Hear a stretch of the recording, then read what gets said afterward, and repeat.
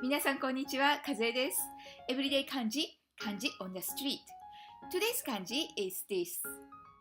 Means celebration or longevity.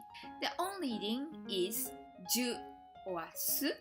Kun reading is kotobuki. The stroke order of this kanji is this.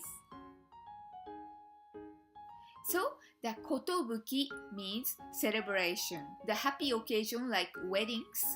You will see this kanji. And this is an interesting culture. You might see kotobuki-sha, the bus number 4. If you have the group tour, there are buses like bus number 1, number 2, 3, 4. So 4 is kotobuki-sha instead of bus number 4 in Japanese. Because number 4 in Japanese is shi, but the pronunciation is the same as shi, the death in Japanese.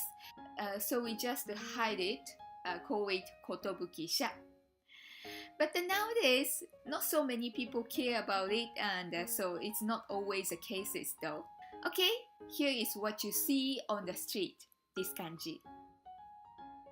That's all for today's lesson. Hope you enjoyed. じゃあまた明日。バイバイ。